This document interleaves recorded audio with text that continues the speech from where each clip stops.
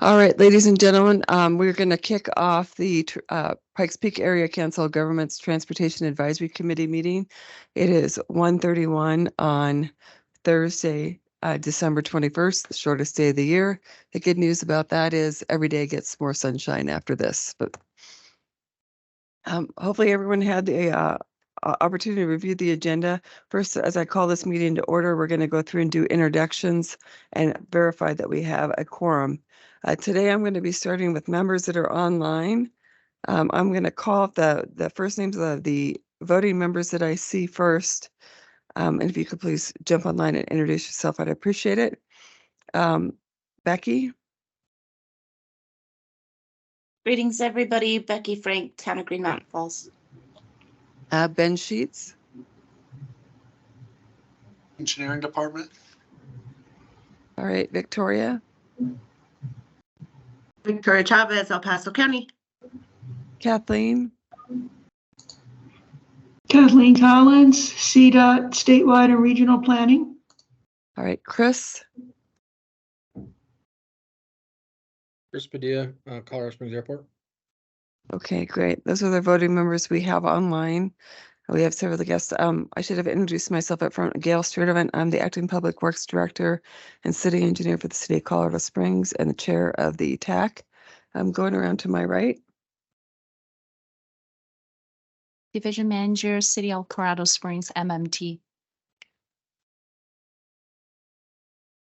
Tim Roberts, Transportation Manager for the last day. Jeff Guthrie, CDOT Region 2 Planning. Joel Grubenick, City of Manitou Springs. Darren Horstmeyer, Schriever Space Force Base Community Planner. Jason Dosh, Town of Palmer Lake Public Works Supervisor. John Lucetos, PPACG. Danelle Miller, PPACG. Jess Bechtel, PPACG. Okay, great. Thank you for the introductions. I'm just going to look to the PPACG staff and verify that we do have a quorum. All right, the answer is yes. So you have the agenda in front of you. Hopefully you had a chance to review it. I would like to add an item 2B or an item between items 2 and 3 to recognize a longstanding TAC member, if that's acceptable to the TAC Transportation Advisory Committee members. If so, I would be looking for a motion to approve the agenda. This is Joel. I'll make that motion. This is Jason. I'll second. Oh, great. All in favor, say aye. Aye. Aye. Aye. All opposed, say nay. All right, so we have an approved agenda with a motion. So the next item, I would like to take a moment to recognize Tim Roberts. Tim Roberts has been with the City of Colorado Springs serving in 2 different stints for a total of 25 years. And he spent many years serving in different capacities, either as a chair or a voting member or an advisor to the Transportation Advisory Committee. And he's done tireless work for all of us as a region. If you've worked with Tim over time, you know that he cares deeply about what he does, about the impact he has on the community, the quality work he provides. And so I'm glad he was able to join us today because we weren't positive as who was going to make it to this meeting. But with Tim's retirement, I think his last day is technically next Wednesday. But this is really, I think, your last full day in the office, correct? Okay, well, anyway, we want to thank you for your service. And I wanted to open up to see if there were others that would like to say some congratulatory words to Tim. And there may be some special treats that I'm going to turn it up John Leosetto first and then ask others to pipe in. So Tim, yeah, Gail said it very well. Not too much to add other than it's been a real pleasure working with you. Yeah, we all work for the jurisdictions. Anyhow, working with you, you've always managed to make sure you were wearing your regional hat and making sure what's best for the region. And it's been very much appreciated, especially kind of helping me out when I first got here. So we have Rice Krispie treats. You don't have to share, but I don't think you're making that out here alive if you don't. But I'll bring these over. And again, thank you very much. Should we just pass it around, John? And yeah. All right, great. Anyone else? Victoria, I thought I saw you turn your camera on that you wanted to say something. No, I had to say something. Tim, you have been an amazing partner over the 15 years that I've been with the county. You helped mentor me on when I first started this job and got me up to speed on TAC. I don't know what I would have done at that time without you. We've worked through a lot of struggles through PPACG. We've worked on a lot of successes. And I am just thrilled that you are moving on to a newer part of your life. And I will look forward to seeing you either personally or professionally in the future. But you will be tremendously missed at TAC, especially by me. Great. Thank you, Victoria. Anyone else?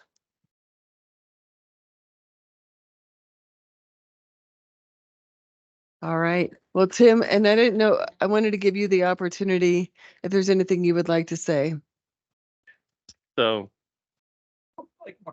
yeah, it's tough. It's exciting for me. New chapter, new story to start.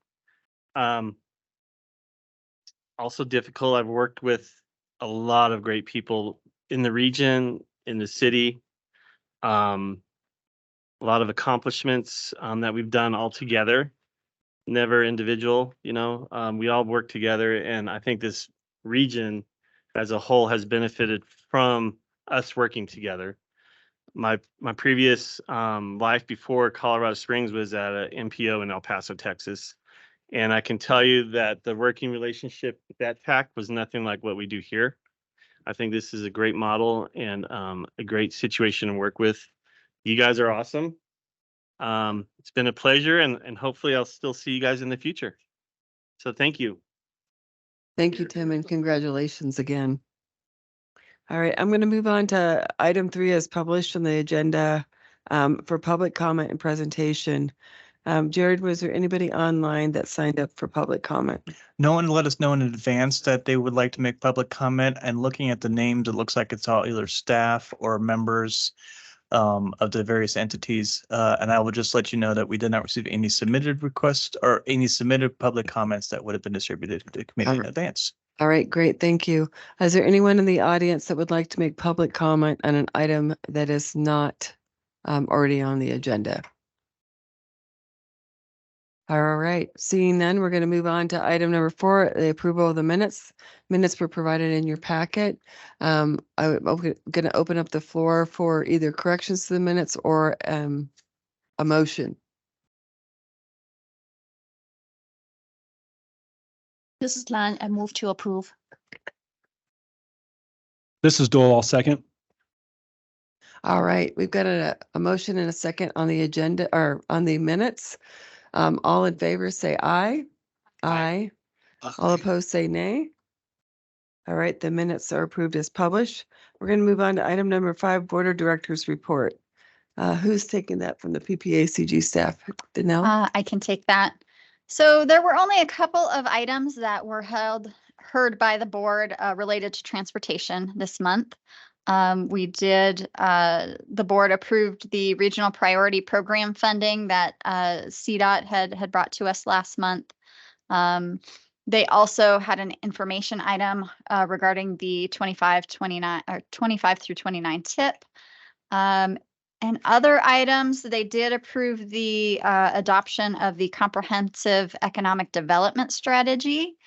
And really it was a pretty short or small lift on, at least on the transportation side for board. Any questions? Happy to answer them.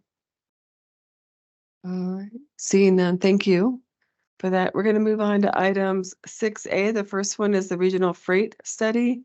Jason?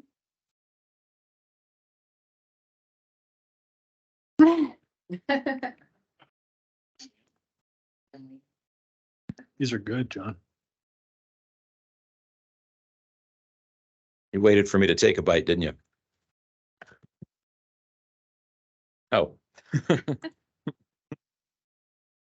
Okay, so we talked about it last month, so I'm just going to do a very quick review of the conversation so far.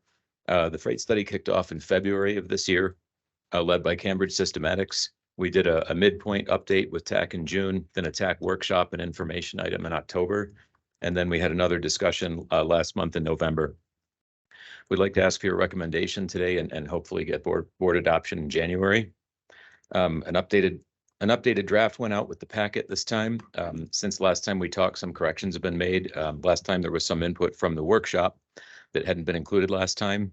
And now that's been corrected, and we did really appreciate everybody who could show up at the workshop and give their input. Very much appreciated. And I'm glad we finally captured all that now.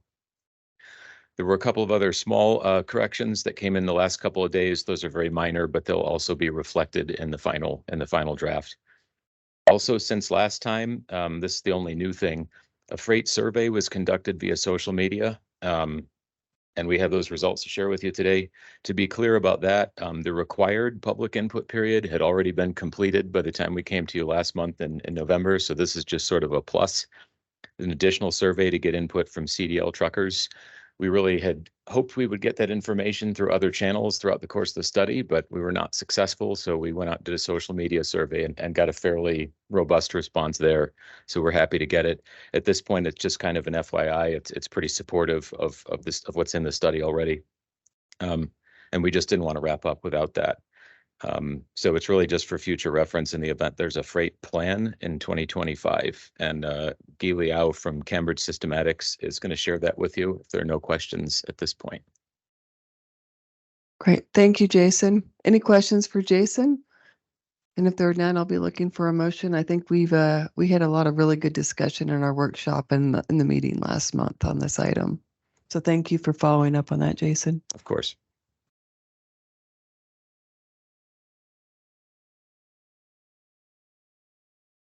I'll move approval with the amendments that have been made. And Jason, thank you for taking my 2 last-minute comments. Thank you, Victoria, for that motion. I appreciate it. This is Jason. I'll second. All right, we've got a motion from Victoria, a second by Jason. Any further discussion before I take the vote? All right, moving on. All in favor, say aye. Aye. All opposed, say nay. All right, great. Thank you. Take that to the board meeting. I appreciate it. Thanks very much. All right, we're going to move on to item 6B. If I can, I'm sorry, Madam Oh, Chair, yeah. there was a brief, probably just 2 or 3 minute presentation we were going to give about the results of the survey. Okay, If I'm the sorry. TAC is interested. I would be curious. Yes. You can Okay. give us 2 minutes. Okay, very quick. It's just 1 slide, so I think we're safe. Okay, thank you, Jason. I'll try to be very brief. So good afternoon, everyone. My name is Guy Liao. I'm the Deputy Project Manager with Cambridge Systematics. We are supporting PPACG with the regional freight study. I am not able to share my screen. I saw the mute and video options show up, but currently can't share my screen.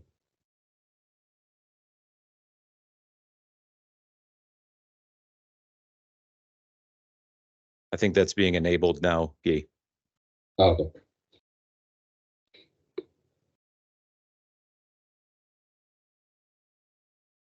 There it is. Okay, let me get that going.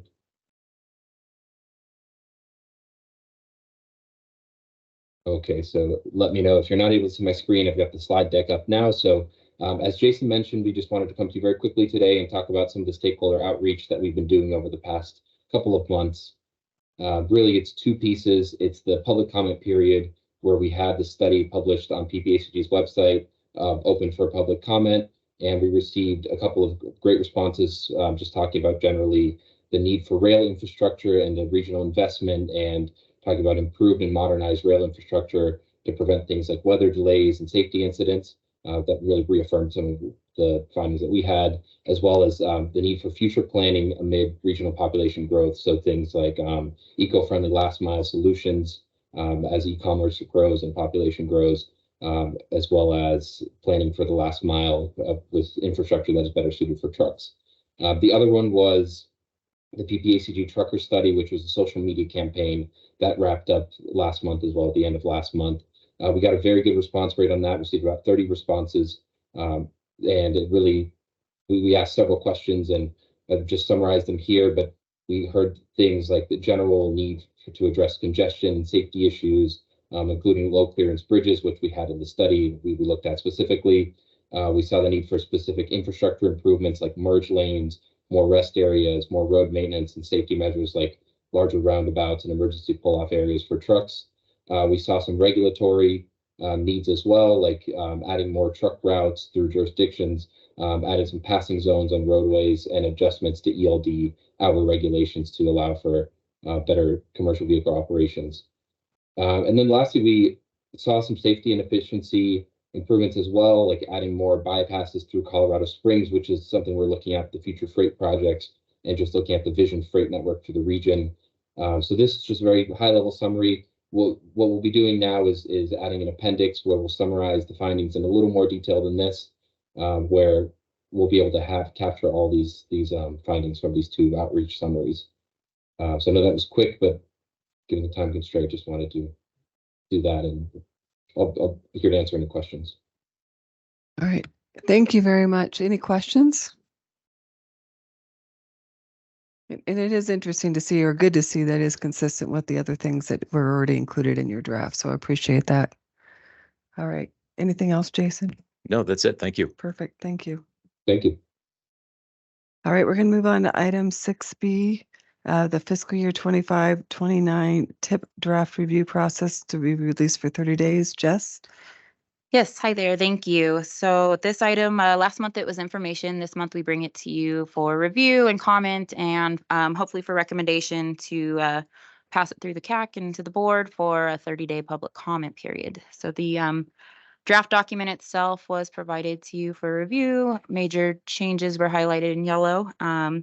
Any feedback, any changes, things like that can be sent to me. My email address is listed here in the memo, or you can come at me here. Is that like a come at me, bro? Come at me, bring me your changes, but for the sake of time, if you want to send any updates to me, that would be helpful.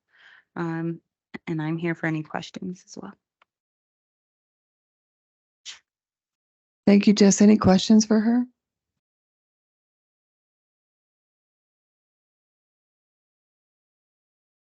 All right. Seeing none, we are going to be looking for a motion to release this draft TIP document for the 30-day public comment period.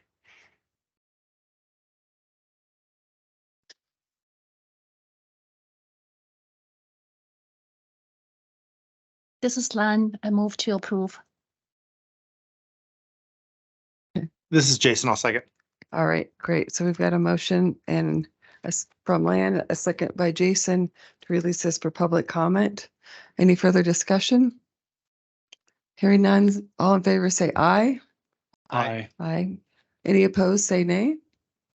All right, great. Jess, you're released to send that for public comment. Awesome. Thank you.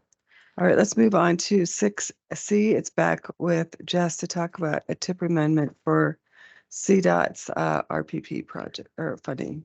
Yes, so this item is CDOT's TIP amendment pre-approval request. And so what they're asking for is pre-approval to ensure expedited formal action of projects in case additional funding is needed to go to bid on some things. Jeff and John are both here to explain further, if that would be okay. Yeah, please do. Thank you, John.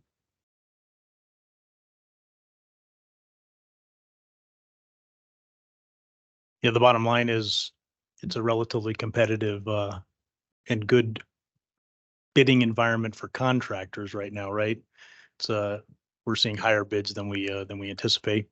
We have two particular projects on the TIP that we've identified here that have about $900,000 of funding. It's they're very generalized description. We haven't really begun any specific work. They're a generalized design scope of work on 24 and 21.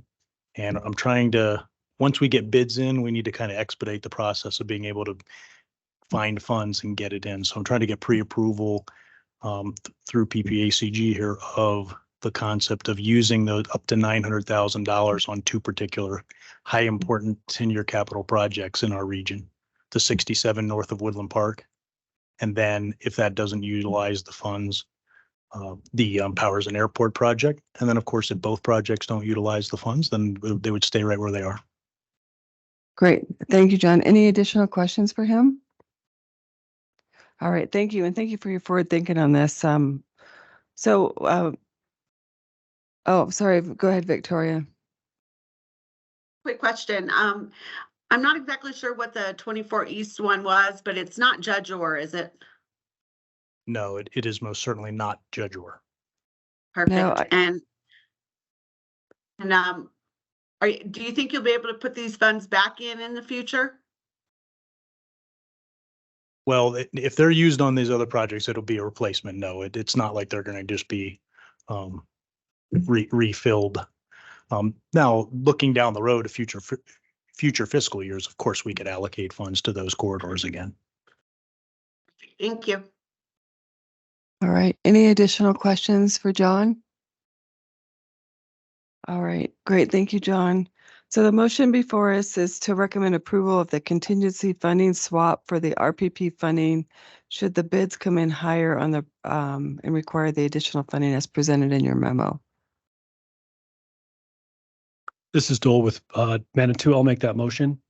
And I also want to comment to John that I think it's a great idea. I think considering the bidding market that we're in, to be planning and prepared, I think it's a terrific idea. So Yep, I make that motion. Thank you, Dole. Be looking for a second. This is Jason. I'll second. All right, we have a motion by Dole, second by Jason. Any further discussion? All right, hearing none. All in favor, say aye. Aye. Aye. Any opposed, say nay. All right, the motion passes as presented. We're going to move on to item 6D, the TIP amendment for El Paso County. Jess, it looks like you're going to kick that off for us. Yes, I'll kick this one off. John may step in on it. It's a little bit tricky. So this one is for hopefully a TIP administrative modification. And what it's for is the county. So the Charter Oak Ranch project is wrapped up, and there's excess STP Metro or MPP funds available in the amount of $286,918. And so what they're requesting is to just roll the funds over to the South Academy MAMSIP project, being that they're both linked under the build grant. And in the contract language, it looks like that the funding should follow the projects. So we just want to make sure that we're transparent and bringing that to the TAC and getting the input and concurrence or discussion about that happening. Yeah, thanks, Jess, for that presentation. And John, thank you for the discussion we had previously on that.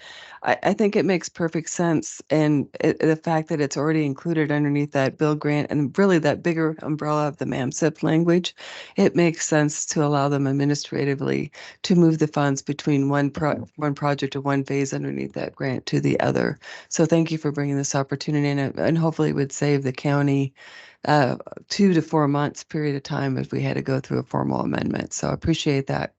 Any questions for Jess? Just real quick, does that South Academy, the MAMSIP project, is it in need of additional money? It is desperately in need of Okay. additional funding. Okay. Yeah. So And this in just fact, they helps. could probably use about $40 million more if Okay. it should become available, right, Victoria? Absolutely. When we got down and looked at those bridges, we're looking like it needs those bridges. The 4 bridges we're looking at look like they need to be replaced, and we're going to shore them up as best we can to get them through for now. But yeah, I'm looking for another good 40 million in the future to try and replace those bridges. Yeah. So thank you, Gail, for your words of support, and I would really appreciate the tax support on this. The Charter Oak project is done, it is cashed out, and so this money is absolutely extra on top of what we have. And we have so much local match on this project already, we don't need to increase our local match to absorb the 286,000. Yeah. So I'd Thanks. appreciate all your support on it. Thank you. Thanks, Victoria. Any other questions? I have a question regarding the process. So if it's not part of the grant application, normally the funding would be returned to the pod and then goes in the call for project. And these 2 particular projects were both included in the grant application and both were on the list. Yes, Okay. that is correct. Normally, if a project is completed and there are extra funds, the funds come It back to goes the there. region. We do a notice of funding availability. Everybody has an equal shot. This particular case, they were all banded They were together under the MANSIP. Yeah. Yep. And then and there's even a contract language that specifically says if there's money left over, it just moves over to the other one. We may have been able to just sort of just go ahead and do this, but for transparency, we just wanted everyone to know this was happening. So that way everybody is clear that our rule of if a project is done, the money comes back. It's still in full force and effect. This is just totally different from that. And we wanted to be transparent to make sure that everybody knew that. Thank you. I appreciate it.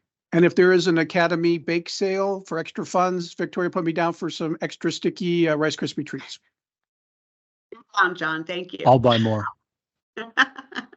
All right, well, great. Any further questions or discussions about this item? There's none. The proposed motion would be to recommend approval of transferring the excess MPP funds in the amount of $286,918 from the Charter Oak project to the Mansip South Academy project. Victoria, I'll move approval. Great, thank you, Victoria. Appreciate it. This is Lan, I second. All right, we've got a motion by Victoria, a second by Lan. Any further discussion? All right, all in favor, say aye. Aye. Aye. All opposed? Sorry, all opposed say nay. All right, the motion passes. Thank you, Victoria and John and Jess for that explanation. All right, Thank we're you, gonna. staff, PTACG, and thank you, the TAC members. I appreciate it. Oh, you're welcome, Victoria. We're gonna move on to informational items. The first item is item 7A, the CDOT safety target setting. Danelle, it looks like you were up for that one. I am. Thank you. So you might remember this from last year. Every year, the federal regulation requires departments of transportation to develop a safety target. And then MPOs have 180 days to either support the state's safety target or create our own. In past years, we have always supported the state's targets. And we have here today David Swanka from CDOT to talk a little bit about how those 2024 safety targets were created. As Gail noted, this is an information-only item this month. It will come back next month for a recommendation for approval. And thank you, David, for being here with us today. Oh, absolutely, Danelle. I do have some slides if I could be granted oh, did I? Oh, wait a minute.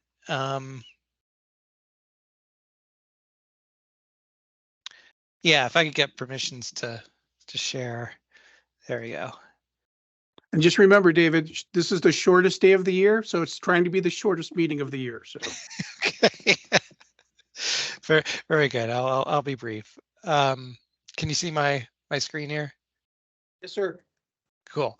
All right. So you saw the targets presented on the previous sheet with the 5 measures: fatalities, fatality rate, serious injury rate, and the combination of fatalities and serious injuries for non-motorized traffic units, which are pedestrians and bicyclists. And to give you a perspective of how we did in calendar year 2022, you see those numbers are all higher. 2022, Colorado had the highest number of traffic fatalities it's ever had, 764 fatality rate, 1.42 serious injuries over 3,700, and serious rate near 7 serious injuries per 100 million vehicle miles traveled, and non-motorist fatalities and serious injuries of 662. So all those targets are going to be lower than that. But how we got to the targets for the 5-year average is based upon the trends in both fatalities and serious injuries over the last 10 years, and using a forecasting model to determine what it would look like in 2024, and using that as a baseline. So you'll see here that our trends have been increasing over the last 10 years.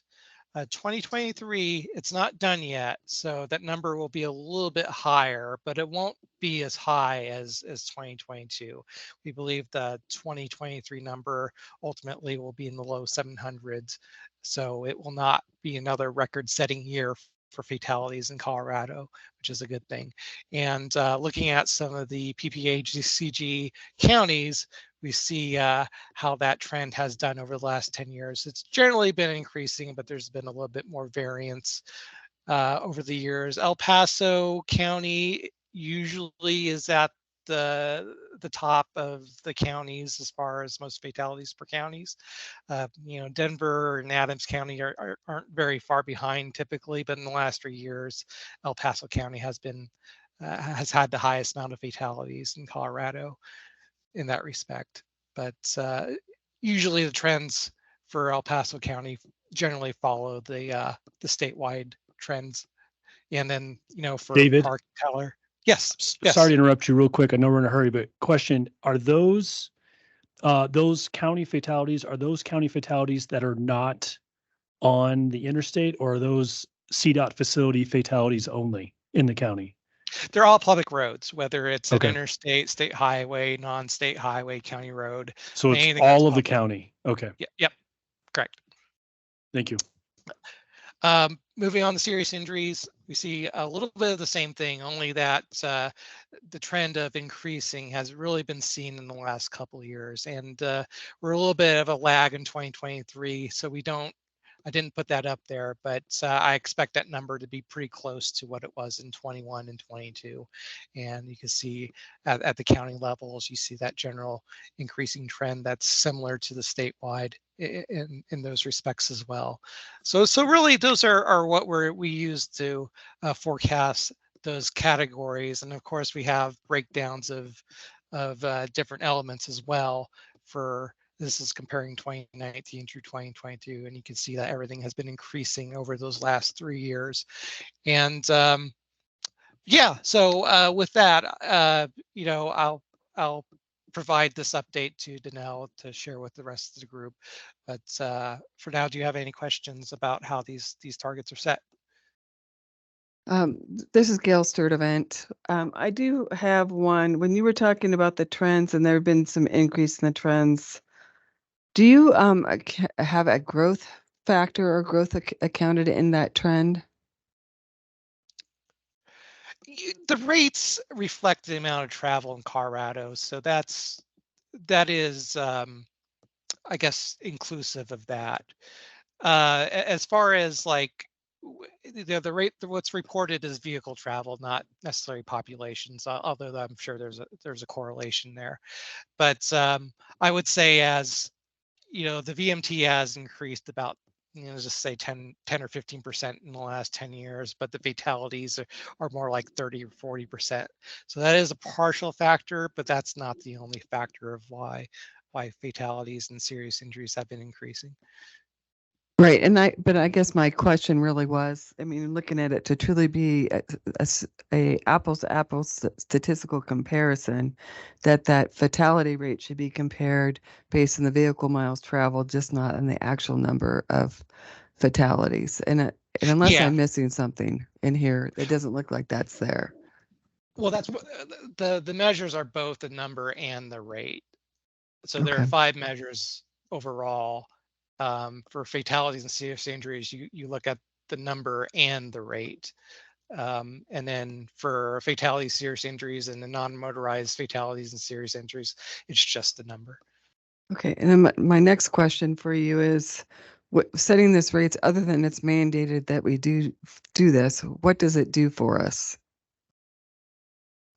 Or what is the purpose of it? It allows FHWA to monitor the state progress and safety. And there are some safety funding implications if a state doesn't meet their targets.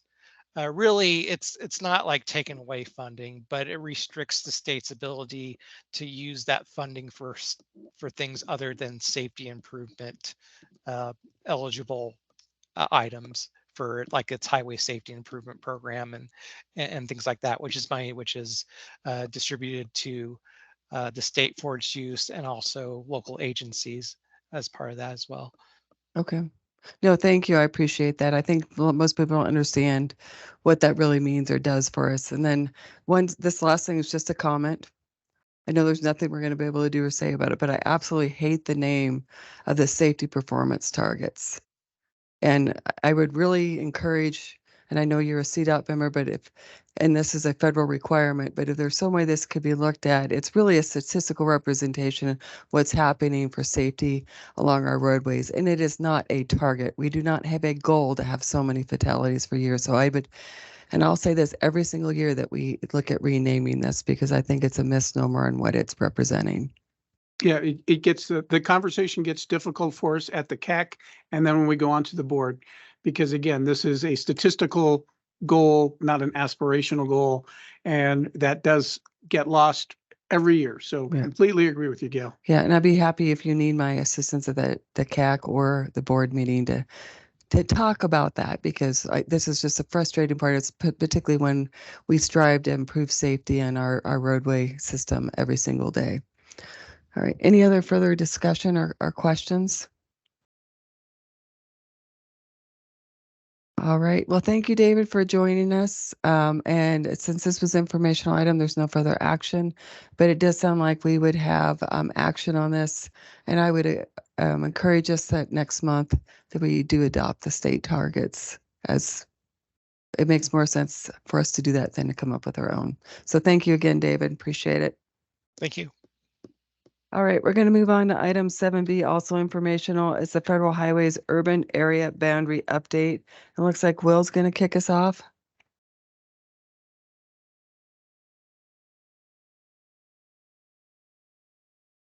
Hello, William Mast, PPACG. Yes, just as an information update, the U.S. Census Bureau finished their urban areas very early this year. And then following that, we have been working with CDOT in order to create the adjusted urbanized area according to FHWA regulations. This has been a cooperative process done with the state DOT in order to meet FHWA guidelines and come up with sometimes what is known as the smoothed urban area. One of the the only significant change that we saw with the new Census Bureau definition, which is in the packet, if you wanted to read some of the things that they've changed in terms of the criteria for defining urban, is that Palmer Lake was dropped off. Sorry. And I know, have a Rice Krispie treat, feel better. But we wanted to make sure that we maintained Palmer Lake within, again, that adjusted urban boundary. The adjusted urban areas that we come up with according to those FHWA criteria really doesn't have a whole lot to do with the actual area itself. We're not trying to delineate what we might consider urbanized areas like the census is doing. Instead, what we're trying to do is classify roadways according to their functional characteristics. And so with that in mind, we can look at some of the smaller jurisdictions, like going through Green Mountain Falls or Palmer Lake, and say, these are roadways that still serve. While you might not have as populated an area, the roads are still designed to serve what we might consider an urban function, built with curb and gutter, attached sidewalks, designed to handle pedestrian and other multimodal transport within short distances within the town, things like that. And so we successfully, I think with CDOT's approval, have managed to go ahead and keep all of what we had before in terms of urban areas, as well as expand it to some of the new development that we see out in the Falcon area down by Fountain, and of course, Eastern Colorado Springs and up along Black Forest. Again, looking at a lot of the new roadways that have been built in there that meet some of those urban criteria of how the roads are being built and designed. So we are going to finalize this with CDOT hopefully by February, a little bit past the deadline that we wanted to. We were hoping to get all this done really by the end of the year. But CDOT wants to have all this done and submitted to the FHWA and done by the end of February. So this is your guys' first look at the proposed boundaries. We do have these maps online, so if you'd like to kind of zoom in and play around a little bit more and see them in more detail, we do have a link in the packet there so that you can go to the web map and compare them against some other boundaries, including municipal boundaries, the previous 2010 adjusted urban area. Again, we haven't shrunk anywhere. We've managed to expand it where we've had obvious growth. And if there are questions, always, of course, feel free to reach out to me. I'm happy to answer anything. One other little information item I'll bring up is they're looking at trying to update the MPO boundary with this as well. That is required by federal rules, where the MPO has to include all of the census urban area and smoothed urban area. And the only place that's actually changed is really just on the southern edge, just outside Woodland Park along Highway 24. It's like a matter of like 5 acres.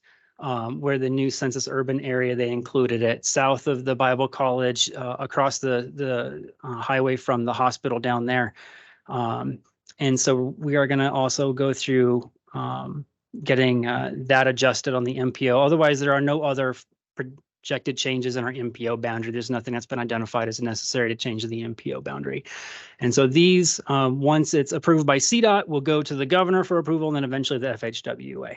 So if there's any questions, again, please feel free to reach out to me. So just to verify, it's not going to come back for any kind of action at the TAC. We're not required to have any action. That's something that we were going to present probably to the board as, again, an information item, just to keep everybody in the loop. But like I said, if there are concerns, by all means, reach out and we can go ahead and discuss it with CDOT as we continue to work on this over the last 2 months and try and get it wrapped up. Yeah, and we do think it's fair that particularly in our smaller jurisdictions here that are on the fringe of our MPO or in the MPO, just to make sure it looks like they've got everything included as part of this effort. Yeah, again, we haven't shrunk anywhere. So anything that was previously urban stays urban. And in fact, in every jurisdiction, including in Palmer Lake, we've managed to expand it a little bit. Again, that doesn't make a huge difference. It doesn't change anything in terms of, again, funding that uses census definition, like 6310, I believe. However, it does go into the roadway functional class, right? We have 7 roadway functional classes from interstate to primary principal arterials down to minor collectors. If it is urban, a minor collector still qualifies for federal funding. And if it is rural, then it has to be a major collector. So that's really the only distinction that this kind of makes in terms of potential funding. So, and again, all we've done is expand it. We've not lost anywhere. Great, thank you. Just wanted to have that clarification for some of our partners. Appreciate it. Sure. Yep, and we haven't grown to the extent that we're adding anybody new. Haven't quite made it out to Callahan yet. No, have not. Okay, well, great. Thank you for that. Appreciate that.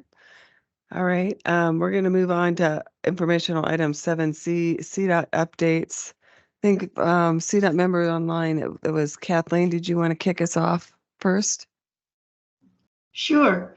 So what happened today at the TC is they adopted the proposed fee for the right-of-way access for fiber installation. There was some controversy over the annual property use surcharge, but the TC adopted it with the 10 cents per foot for urban counties, including El Paso County, and then 3 cents per foot for areas that aren't considered urban counties. And urban counties are counties of populations with over 200,000 people. Another news, I wanted to reach out and thank Danielle for her support and help in getting the reports we needed for the end of the year to FHWA. They were submitted on Monday, the 18th. And so we were happy to get that task moving forward and get that submittal in. And we're also working internally to figure out how we're going to help the TPRs administer their recommendations from the TPR boundary study. These are the administrative items that were not controversial. They were just how a TPR will keep documents on file and administer their processes within the TPRs. So that's pretty much all the update is from CDOT HQ. Thank you. It looks like Victoria has a question for you. Hi, Kathleen. Hi. Any considerations to rural areas within an urban county? So our county is larger than the state of Delaware. Less than a third of it is actually urban and the rest of our county is very rural. We have really bad broadband connections in Black Forest, all the way out to Truckton, Peyton. Just like most of our county is still completely without, in some cases, cell phone, not yet just broadband. So will there be any consideration that we could go to the TC or anything like that with a request to have the reduced rate for the rural parts of our county? I really don't have an answer on that, but what I can do is I have a link to the document as it passed, and I have a feeling there may or may not be a stipulation in there about that, but I'll send you the link. You can review it, and if you have questions, I would reach out to Herman and crew, and they would be able to give you an answer that's more direct, or the fiber folks, Bob Pfeiffer. So let me put that in the chat. But thank you. And any other questions? Okay. I will say that, Victoria, if you find that it's not clear in that document, you can also let us know here at PPACG and we can assist and help with that connection with Herman or whoever we need to. So you're not on your own if you want assistance. Thank you, Don. All right. Thanks, Kathleen. Appreciate your Thank time. you. I just put a link in the chat. So thank you, everyone. Bye-bye. Bye. Jeff? Thank you, Madam Chair. Jeff Guthrie, Region 2. Just a couple of short updates. CDOT staff, region staff, along with the freight branch at headquarters, had a pretty fascinating, lengthy morning presentation back on December 6th with Department of Defense, looking at hotspots along the Fort Carson, if I get this acronym correct, Power Projection Platform route. In other words, the way the Army deploys to the ports of Port Arthur and Beaumont in Texas. And it was traffic operations, crashes and safety analysis, pavement condition analysis, and then bridges and structures. That was very eye-opening. Most of the issues on the route here in Colorado, which leaves Gate 20 and then goes down Interstate 25 all the way to Raton, as they say down there, and up and over to US Highway. The overwhelming number of issues were bridge clearance issues. And so we are slowly addressing clearance issues because that's more difficult to address than said. Not necessarily weight restrictions. And that's also good to hear because the day that we see tanks and stuff like that rolling down the road to deploy, we have other things to worry about than weight restrictions. And then secondly, I want to bring up the fiscal year 23 revenue reconciliation memo. I hope that's been passed along to the MPOs. Recently, I'm getting yes head nods good.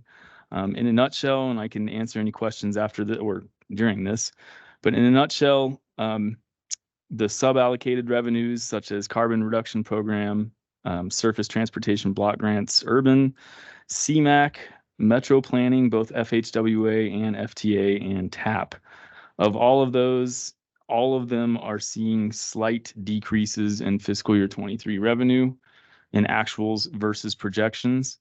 And again, I have a copy of the memo if there are any questions about that, but I can endeavor to answer them if they are more in depth. And that is all I have. I do have one question. Oh, sorry, Jess. I didn't realize you had a question. I was just going to follow up and say that we're going to bring this up as well under items for the next TAC meeting. We'll be reaching out to figure out how we want to adjust these across funding sources and TIP and stuff. So that is there, but sorry. Oh, no, I appreciate that. Well, I'm just going to put a question out there then, and you may not need to answer it now, but I'll probably ask it then next month. And it was really around, and I can't remember, Jeff, if you included MMOF in your list or not when you were talking about, you did not. Okay, then never mind. My question's not applicable because it was really about MMOF funding and anything that would have contributions for funding under that Senate Bill 21260, because I thought there was an increased rate in some of the fees that were going to be collected to help go to those programs. This is a revenue reconciliation of federal funds, and so therefore not going to affect that state Senate bill. Perfect. No, I appreciate that. I just wanted Right. that clarification. And when we have that discussion next month, Madam Chair, the first thing is that there is an accounting exercise. Federal regulations say we have to have a fiscally constrained tip. So therefore, if the estimate has gone down and we have programmed out to that full amount, we need to make that adjustment. So that's a sort of a bookkeeping exercise that we will need to come back to you and do. Typically, in my 20 plus years of doing this, this is not the first time I've ever seen this. What happens is there's a project that's been delayed and we sort of just move stuff around on paper and no one's really hurt. The one thing that is a little different this time is that the carbon reduction fund is rather new. And so if it's one of those things where we haven't had 4 or 5 years to sort of build up a project backlog yet. So we might have, that might be a little painful in that we have less carbon reduction funds than we thought. And if everybody's ready to go, there might need to be a scope or a schedule adjustment. Or if someone put money towards a project and it's not ready to go, we will just shift it on paper. So That might be the only real difficult sort of conversation, but I think the rest of it typically has always been sort of we move things around on paper because in reality, we never obligate 100% of our different fund sources every year anyway. Okay, great. Thanks, John. Any other questions for CDOT? All right, I'm going to move on to item 7D, the LRTP update. Good afternoon again. For the long-range transportation plan, a lot of things are still moving along. The traffic demand model, the land use modeling effort. There was actually a presentation with our consultant earlier this month regarding that effort, and there's some follow-on work happening after that presentation. For public involvement assistance, we do anticipate having a third RAT PAC meeting, a Regional Transportation Plan Advisory Committee meeting, either late January, probably more like early February. We have also released a request for proposals for phase 2 of that consultant effort, which will largely be the public comment period, open houses, and translation of the final document. The active transportation plan has been kicked off, and Olson is working with Jason O'Brien on that effort. Transit and specialized human services plan. Lan, would you like to give an update on that piece? Actually, Jacob is online. Oh, Jacob? perfect. Yep. So kind of a brief update on that. So we are still working with our consultant on that. Two main items right now that are being worked on. One is kind of the data gathering and current conditions report. So they're working to develop that for both the specialized and the public transportation plan, or sorry, the regional transportation plan. And then also starting to do the outreach to stakeholder group participants. So that is underway right now, as well as setting up and doing interviews with individuals as well as focus groups. So that's where that one stands. Thank you, Jacob. You're welcome. We are working on the document. We did have the call for projects. Thank you, everyone, for having your projects in. We're working now on doing the scoring for those projects so that we can get that back to you shortly after the new year. And our hope is that all of the jurisdictions can review that scoring and make any adjustments that need to be made prior to or at the project selection workshop. Right now, I have sent out a calendar hold for 2 different days. I'm not entirely sure how long this is going to take, so we wanted to just make sure that we had as much time as possible booked into the calendar to accommodate the discussion. Also have some questions out to the various jurisdictions just so that we make sure our staff is understanding the applications and the projects that you have submitted. And that is kind of the status of everything right now, but happy to answer any questions you might have or take any feedback. Madam Chair, I have a question. Yes, go ahead. You mentioned the third RAT PAC meeting. Mm-hmm. The date hasn't been decided yet.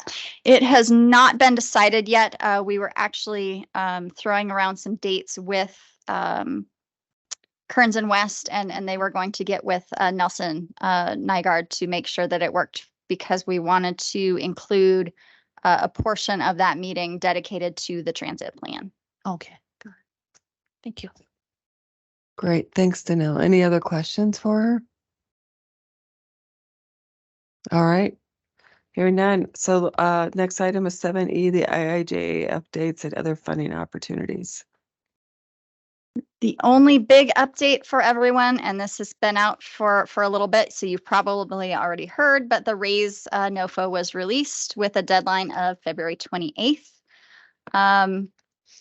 An internal update here, we did have our grant navigator move on to another position elsewhere, but our executive director and I have been working with our funding folks to try to make sure that we have funding secured for the next year to get a replacement on board to help some of our jurisdictions with those grant development efforts. So in the meantime, if you do have any questions, please let us know. Go ahead and reach out to me on that, and we will help you as best we can. Can I just add to the Attain program is also out. Okay. City of Colorado Springs will likely be putting an application in underneath Attain. We're doing some work on that right now. And then my understanding is, although it was never sent directly to me, that the state HSIP funding call is out as well. That is correct. And if you need information on that, we have an email that we can send you for that as well. I think Jess did. When it first came out, I think Jess did send it out, but she can send it out again. So everyone has it. Was there something in the chat that we needed to address? Or was that not us? Sure, it isn't a chat item. I couldn't tell. It is, it's just an announcement from Victoria. It probably fits under the main member and the announcements. Once we Okay. get Okay. there. Great. Thank you. All right. Anything else for Danelle? All right. Great. Well, we're going to move on to item 8, and Victoria gets to go first. Yeah, I just wanted to let everybody know our public comment period is starting about January 1st for our MTCP. I put the website in the chat, 2045mtcp.com. We have both an interactive map that you can leave your comments on. We have a short survey, and if you have any more in-depth questions, you all certainly know how to contact me and let me know what your thoughts are. But starting that off, I'm being really quick so we can get out of here soon. Thank you all. Thanks, Victoria. For the members that are online, any other member announcements? This is Becky with Green Mountain Falls. Just wanted to pop on and say thanks to Danielle for her help last week. Great. Thank you. All right. Anybody else online? Just happy holidays. All right. Thanks, Chris. Happy holidays to you as well. For the Colorado Springs, I do not have any member announcements that we haven't covered today. Lan? Our consultant Nelson Nygaard is sending out invites for people who are on the stakeholder list. If you do receive an invitation to participate, we really look forward to our discussion and highly encourage you, if your schedules allow, to participate in our study. This is an important one for transit, and we appreciate your participation. And there will be snacks, just in case you're curious. I can neither confirm nor deny the presence of Rice Krispie treats, but there will be snacks. So say yes. Great. And Tim? thank your wife. Those were really good. All right. And say Tim and Jeff, Dole, word to you. Darren, Jeff, anything else? The last item on our agenda is items for the future TAC meeting. It does sound like there was an item that Jess was going to announce, if not others, about the funding reconciliation. Yes, again, so we'll look at that next month, and we'll probably be in touch before then if we want to look at projects that we can move around. But we'll bring that back to you. That's all. I do have a question on the LRTP stuff. I know that we are setting up those workshop meetings on the call for projects. Are there going to be other major working items that are going to be coming back to the TAC next month or the next 2 months that you foresee? I don't believe so. I think right now we're focusing on the project selection, and anything else will fall after that. Okay. I think there will be some adjustments to the financial plan just based on the projects that have been submitted, but we'll talk about that in the workshops. Okay, great. Thank you. All right. Anyone else want to put anything on the agenda? All right, seeing none, I call this meeting adjourned at 2:30.